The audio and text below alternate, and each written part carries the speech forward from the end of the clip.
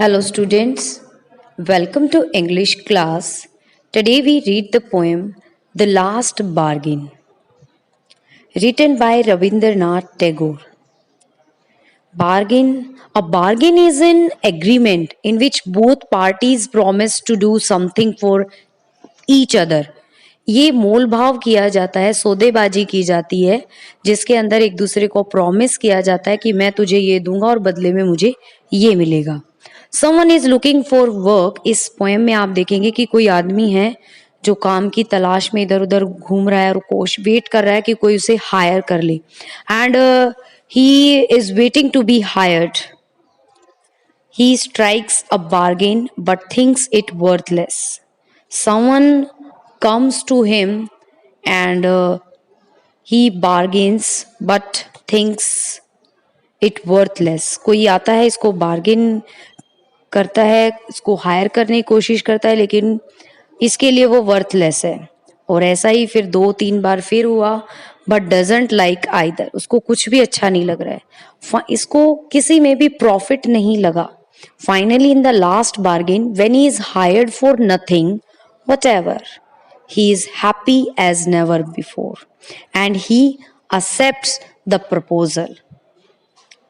लेकिन लास्ट में जब उसको हायर किया जाता है और जब बार्गेन में उसको कुछ भी नहीं मिलता है, लेकिन वो बहुत खुश है. उसको वहां से पैसे, मनी, पावर कुछ भी नहीं मिला, लेकिन एक satisfaction he gets from there and that's why he is so happy. What is the bargain and why is it the best? Let's see. Come and hire me, I cried while in the morning. सुबह सुबह चिल्ला रहा है कि आओ और मुझे higher कर लो, क्योंकि मुझे काम की तलाश में हूं मैं और मुझे काम चाहिए. I was walking on the stove paved.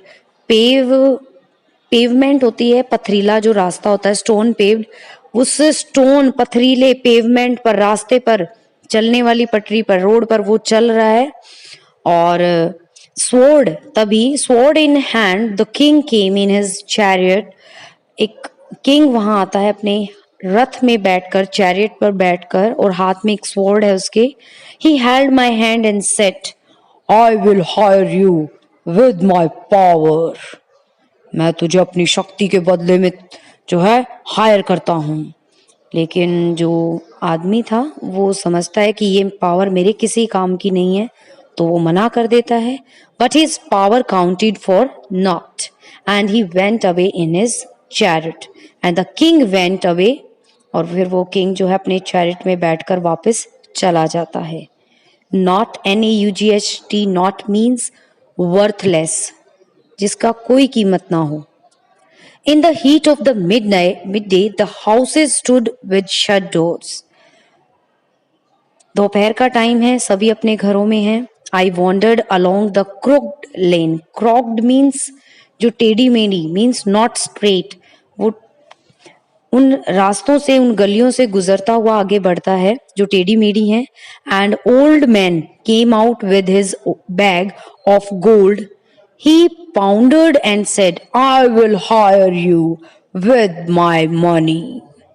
अब एक बूढ़ा आदमी आता है जो उसको हायर करता है अपने पैसे के दम पर. He weighed his coins one by one. Weighed means count करना, उनको देखता है वो एक एक करके कि भाई ये देखो कितने सारे पैसे हैं, वो गिनाता है उनको कि कितने पैसे हैं. लेकिन जो आदमी है, he didn't accept the proposal but I turned away. मैं फिर से वहां से निकल गया. It was evening. The garden hedge was all aflower. शाम का टाइम है और जो गार्डन की हैज है, जो दीवारें हैं वहां की, a fence of bushes was all aflower. वो पूरी तरह से जो है पेड़ पौधों से, फ्लावर से ढकी हुई है. The fair maid came out and said, और तभी एक मेड जो है वो बाहर आती है. I will hire you with smile. और अपने चेहरे पर स्माइल लेकर पहुंचती है कि मैं अपनी स्माइल के बदले तुझे हायर करती हूँ. Her smile paled after receiving the refusal. वो आदमी मना कर देता है, जिसके बाद उसकी जो मुस्कान है वो पीली पड़ जाती है, पेल खत्म हो जाती है एंड मेल्टेड इनटू टीयर्स।